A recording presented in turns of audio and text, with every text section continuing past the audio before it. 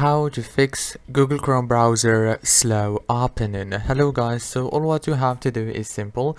Just go to your browser after it opens, and now all what you have to do is go to the top corner, click on those three dots, and then go to the settings on your browser, and then go to this reset and cleanup.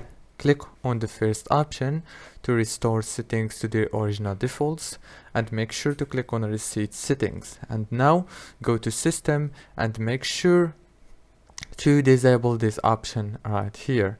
And after that, click relaunch. And now all what you have to do is go again to the top corner. This time go to more tools, click on clear browsing data, and now make sure to clear all the browsing data from here and go back again. And the last step is go here again, go to more tools and click on extensions to remove all the extensions that you don't need.